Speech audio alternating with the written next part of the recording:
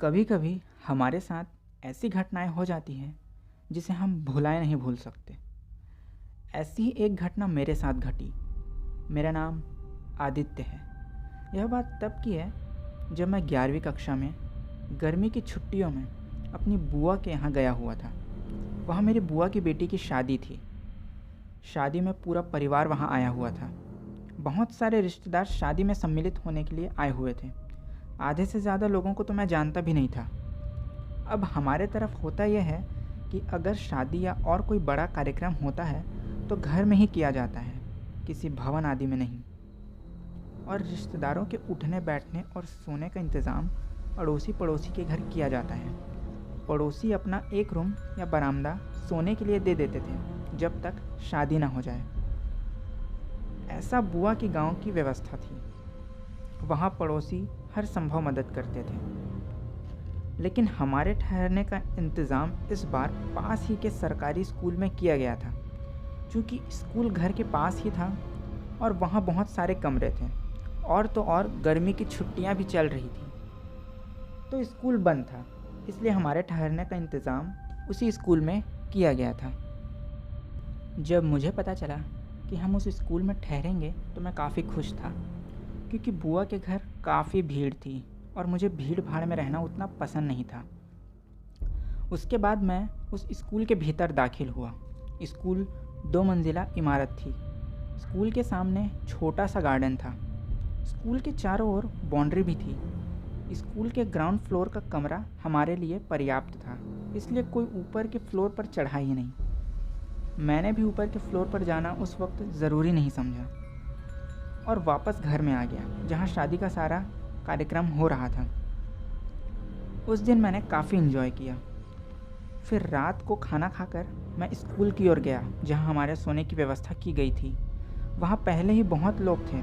कुछ लोग अपने बिस्तर पर सोए हुए थे तो कुछ लोग ग्रुप बनाकर बातें कर रहे थे। मैं बहुत थक चुका था, इसलिए मैं सीधा अपने बिस्तर पर लेट गया और जल्द ही गहरी नींद में सो गया। फिर रात को मेरी नींद खुली। मैं अपने फ़ोन में समय देखा। रात के 1 बजे थे। फिर मैं लेटा ही रहा। इसके बाद पता नहीं नींद जैसे गायब सी हो गई।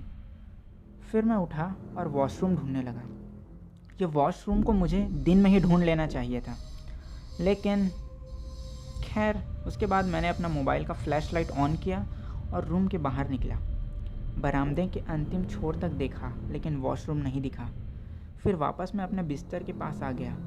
फिर एक अंकल जो मेरे बिस्तर के साइड में ही सोए हुए थे, उन्होंने मुझसे पूछा, वॉशरूम जाना है?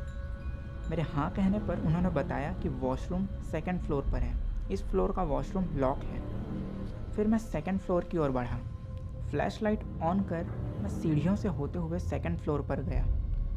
अब मैं वहाँ वॉशरूम ढूंढने लगा। आगे जा ही रहा था कि तभी एक कमरे के दरवाजे के नीचे मुझे किसी का हाथ दिखा। फिर वो हाथ अचानक गायब हो गया। मुझे लगा कि हो सकता है उस रूम में भी कोई सोया होगा। फिर मेरा ध्यान उस कमरे के दरवाजे की ओर गया।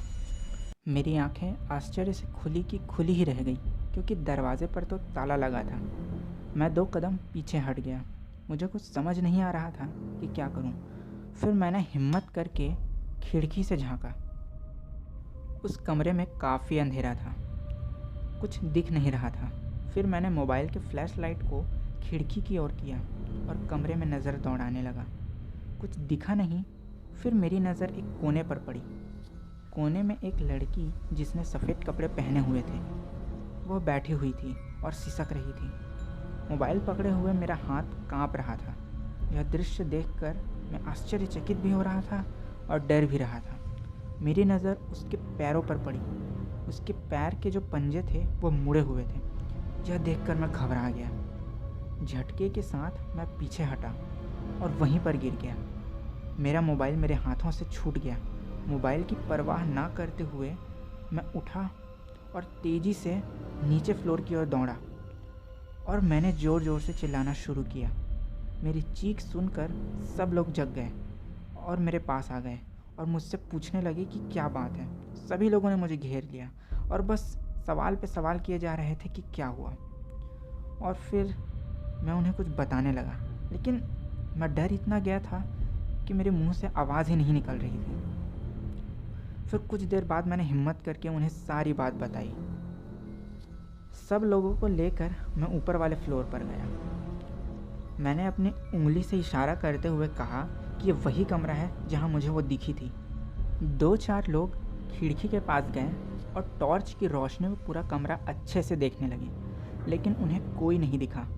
सभी ने मुझसे कहा कि शायद वह मेरा वहम होगा, लेकिन मुझे पूरा यकीन था कि वह मेरा वहम नहीं था। उसके बाद उस रात मैं वहाँ नहीं सो पाया। मैं अपनी बुआ के घर ही चला गया और अगले 2 दिन तक मैं कभी उस स्कूल में नहीं गया। उस स्कूल में जाने की हिम्मत ही नहीं हुई। अब आज जब मैं उस घटना के बारे में सोचता हूँ तो मुझे वो सफ़ेद कपड़े पहने हुए लड़की का साया याद आ जाता है, जो कोने में सिसक रही थी और जिसके पैर मुड़े हुए थे।